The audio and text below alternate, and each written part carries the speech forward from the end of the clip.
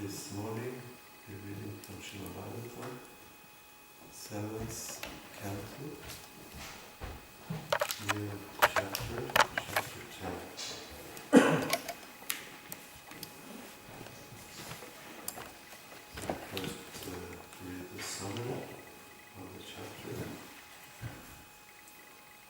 Chapter is named Prahlad, the best among exalted devotees.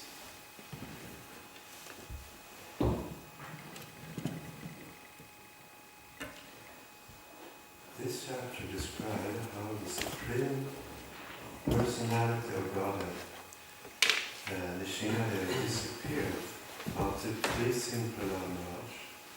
It also describes the benediction given by Lord Shiva. Lord Nishingadeva wanted to bestow one benedictions upon Prahlad Maharaj, one after another. But Prahlad Maharaj, thinking them impediments on the path of spiritual progress, did not accept any of them. Instead, he fully surrendered at the Lord's lotus feet. He said, if anyone engaged in devotional service of the Lord prays for a personal sense gratification, he cannot be called a pure devotee or even a devotee. He may be called only a merchant engaged in the business of give and take. Similarly, a master who wants to please his servant after taking service from him is also not a real master. Prahlad Maharaj, therefore, did not ask anything from the Supreme Personality of God. Rather, he said that if the Lord wanted to give him a benediction, he wanted the Lord to assure him that he will never be induced to take any benedictions for the sake of material desires. Exchanges of devotional service for lusty desires are always very prominent.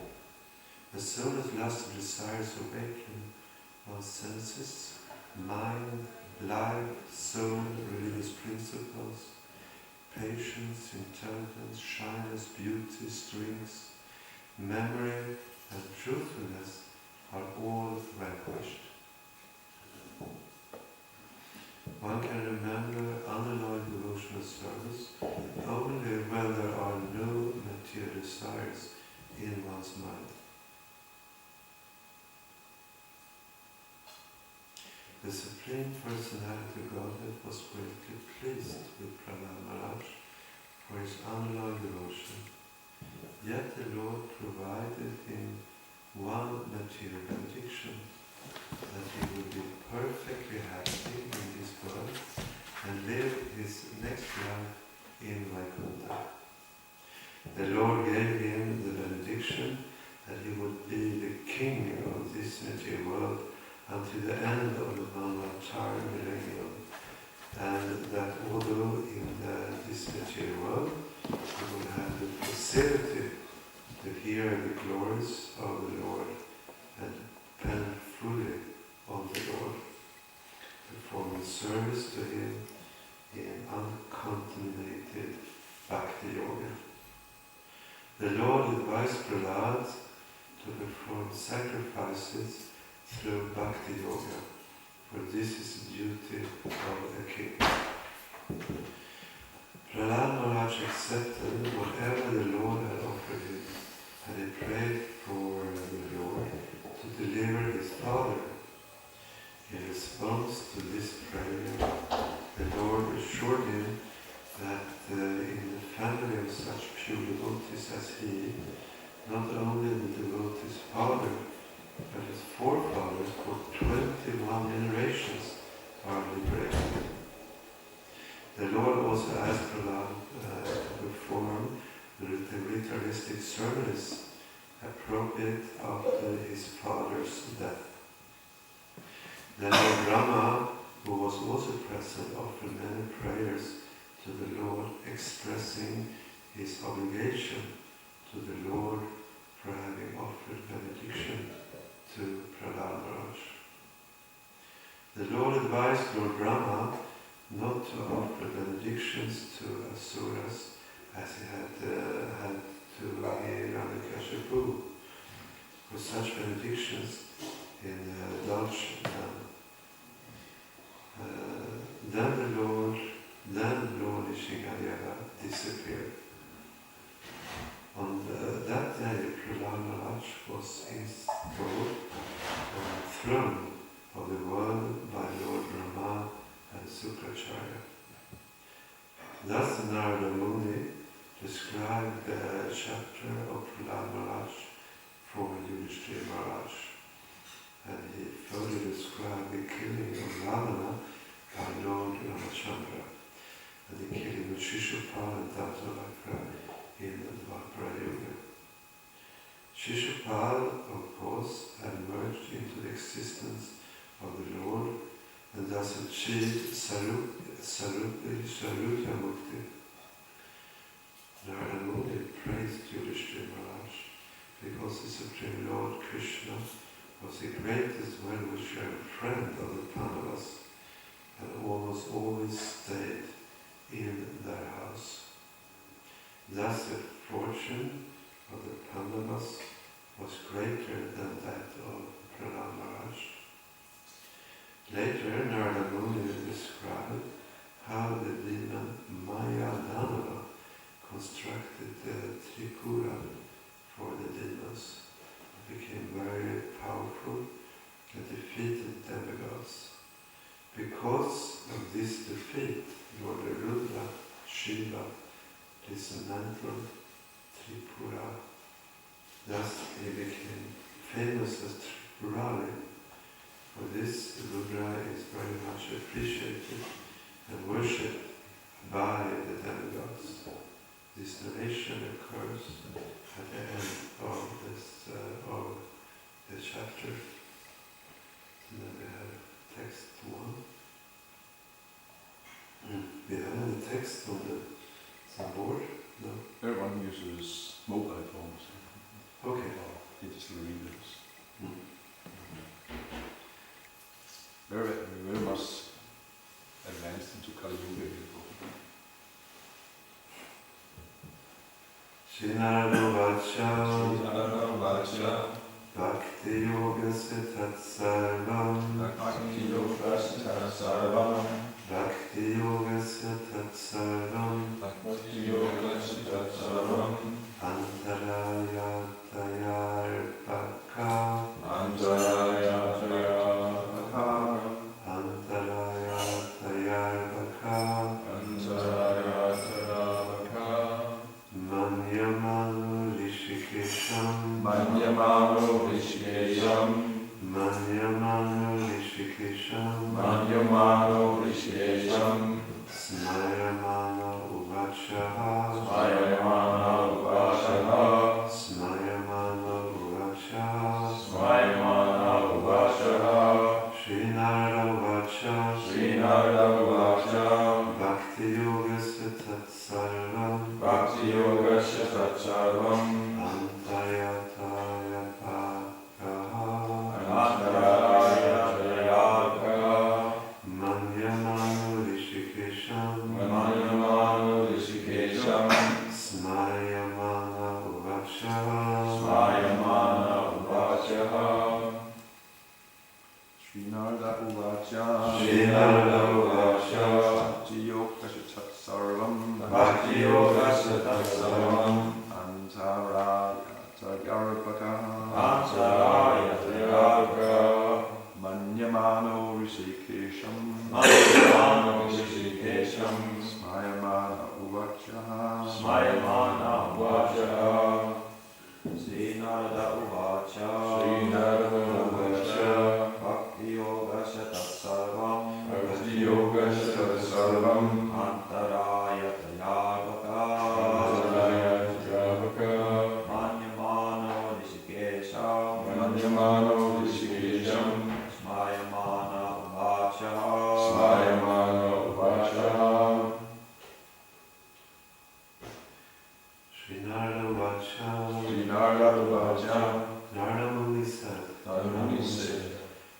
Bhakti Yogasya, of the principles of devotional service. of the principles of devotional service. Tat, That those blessings or benedictions offered by Lord Shingadeva. blessings or benedictions offered by Lord Shingadeva. Sarvam, Sarvam, each and every one of them. each and every one of them. Antaraya Taya, Antaraya, because of being impediments because of the impediments on the path of Bhakti Yoga. on the path of Bhakti Yoga. Arvaka, Arvaka, Prahlad Maharaj, Maharaj, although only a boy. although only a boy.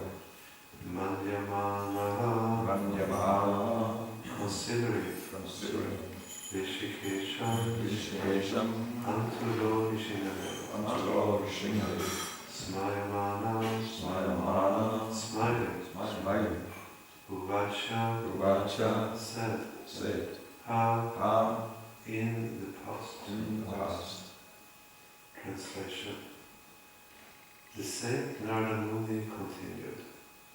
Although Prahlad Maharaj was only a boy when he heard the benediction offered by Lord Shingadeva, he considered them impediments on the path of devotional service. Thus he smiled very mildly and spoke as follows. Purport by His Divine Srila Prabhupada. Material achievements are not the ultimate goal of devotional service. The ultimate goal of devotional service is love of Gaura. Therefore, although Prahlad Maharaj, Dhruva Maharaj, Ambarish Maharaj, Yudhishthira Maharaj, and many devotee kings were materially very opulent, they accepted their material opulence in the service of the Lord, not for their personal sense gratification. Of course, possessing material opulence is always fearful, because under the influence of material opulence, one may be misdirected from devotional service. Nonetheless, a pure devotee, Adhyabhilashita Shunyam, is never misdirected by material opulence. On the contrary, whatever he possesses, he engages 100% in the service of the Lord. When one is allured by material possessions, they are considered to be given by Maya. But when one uses material possessions fully for service, they are considered God's gifts or facilities offered by Krishna for enhancing one's devotional service. Srinara Vacha Bhakti Yoga Sutta Sarva Antaraya Tayarva Manya Mano Rishikesham Smane Mano Uvacha. The Saint Narada Muni continued. Although Prahlad Maharaj was only a boy when he heard the benediction offered by Lord Shingadeva, he considered them impediments on the path of devotional service. Thus he smiled very mildly and spoke as follows. And now we should Krishna Krishna Srimati Bhakti Swami Namaste Saraswati Gaura Prachari Nirvishesha Shrindhari Shatara Shatara. So this verse is was spoken by Narada Muni. So Lord Shingadeva, he was very pleased with Prahlad Maharaj, extremely pleased, and he wanted to give him something back. He offered him benedictions. But can say it was also like a test. Prahlad Maharaj, he was not in the least materially motivated. He was simply thinking about his Lord and how to please his Lord, and he didn't want anything in return. So this is pure devotional service. So in Srimad Bhagavatam there are many wonderful examples of pure devotees and how they are expressing their pure devotion in different prayers, and revealing their minds to the Lord and expressing their transcendental feelings. So this Srimad Bhagavatam is, as Srila Prabhupada said, is the topmost literature in the whole universe. It's nothing like Srimad Bhagavatam, because it's just dealing with pure devotion. And this is rare indeed in this material, where everyone is motivated by fruitive activities, that one is performing activities but one expecting some results back from me, from my own benefit, from my sense gratification or extended sense gratification, like for the family members and society, and that one wants some results. But actually Prabhupada explains here that the goal of spiritual life is to attain pure love for Krishna. There is nothing like that. That's the highest one can attain. When one is can be engaged in pure devotional service, then the love is like naturally just fluid. It's like without any hindrance. It's raganuga bhakti, pure spontaneous devotional service. So it's naturally there within everyone's heart. Like in the Chaitanya Charitamrita, it's explained, Nityasita Krishna Prema Sadakavana Shravana Vishvishiti Korevana, that pure love of Krishna is eternally established in the heart of all living entities. It's not something to be gained from another source. And by hearing and chanting, this pure Krishna consciousness will gradually manifest.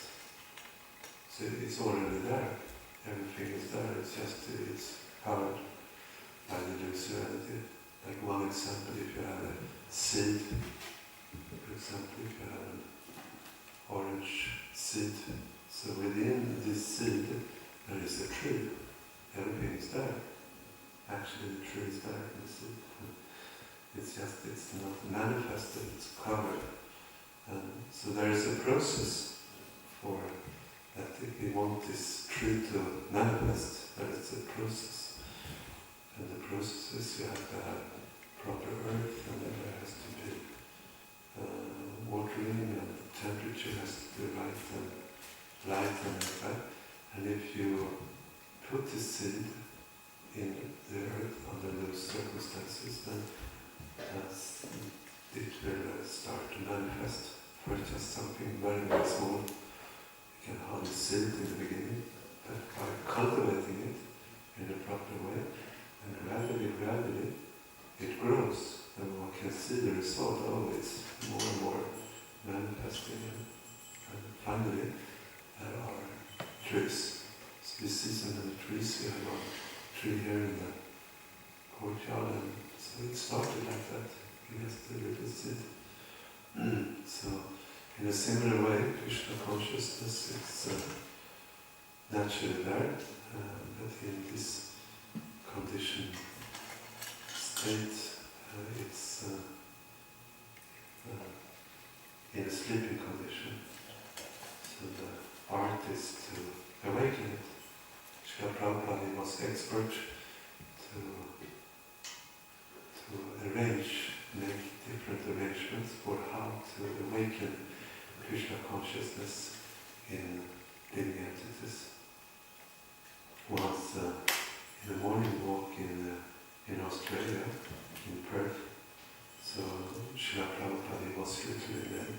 rigorous mode, and he stopped suddenly and he asked the devotees, are the devotee simple or is he crooked?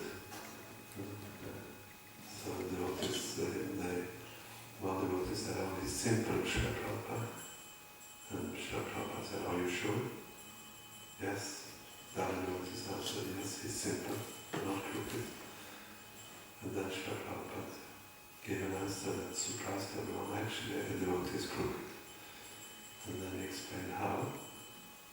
He gave the example of himself that when I came to your country, to the west, so then I was everyone addicted to meat eating, intoxication, sensification, illicit sex life like that. So they didn't want pure devotion service, and nobody wanted that. But Srila Prabhupada, by his expertise and by his inspiration, because of pure compassion, because of taking the orders of his Guru Maharaj completely into his heart, Lord Chaitanya's compassion, Gaura's Panchatattva's compassion manifested through him.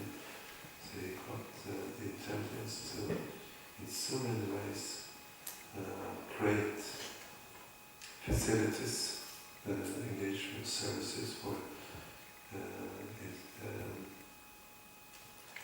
capturing the conditioned souls. It's very interesting when Srila Prabhupada first came to New York and he got the 26th Avenue, and how he, first of all, he just involved everyone in Kirtan, chanting, and he spoke in Kirtan and he spoke, and then they went to the Tompkins Square Park and they started Kirtan outside. But gradually, those who came regularly, they became purified and became more and more sincere, and then they started to develop this natural tendency to serve, to perform service first to please Prabhupada, and by pleasing Prabhupada more and more an understanding of Lord Krishna, the Supreme Personality of God, was more and more manifesting because of their service to Krishna's pure devotee. So Prahlad Maharaj, he didn't want anything for himself. And Prabhupada, he gives here examples in the purport of different Raja Rishis who were pure devotees, who were very powerful, had that what in the material world many persons are dreaming about, a lot of riches, good looking, popular, so many opulences like that, but they simply wanted to use that in devotional service. So that's a real leader. This is what society needs. Leaders, kings, or presidents like that, who has pure devotion. So like in general, in society today we see how those who are going for election and who are, they want something out of it for themselves, this position, this fame, this profit, this distinction, this money, to be something great. It very much motivates them, and they are ready to work so hard, so very, very hard for these fruits. If I get that position, if I'm elected like that, then I will become happy. But of course, in this material world, when you reach those different positions that one is dreaming about, one realizes it's full of anxieties. Because when you reach a certain position, there is also people who are enemies. It's always like that, you cannot avoid it. Not everyone is just applauding. Many may applaud you, but there is always those who are enemies who will try to drag you down or create rumors and speaking about you in the back, and there's politics and all these things. But these saintly kings, those really riches, being most qualified, they simply used all these riches, this position, fame, glory, in the service of the Lord. And this is, when one has leaders like that, then everything becomes auspicious, very auspicious.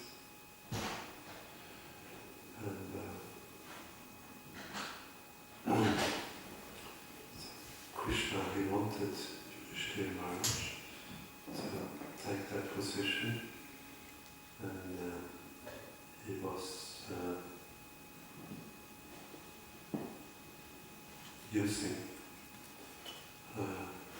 everything in love for pleasing Shri Krishna. So it's, you can say philosophically, many times people misunderstand our view on matter, our view on materiality, that it's something that one should try to avoid. But the proper understanding, of course, is that it's Krishna's energy. Everything is emanating from Krishna. Like Krishna says, Aham sarvasya prabhu matta sarvabhavartate iti matadayantana buddha bhava samavita. And the source of all spiritual and material worlds, everything emanates from me.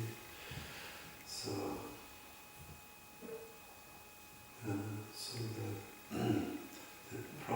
the highest understanding is that this is Krishna's energy, this matter.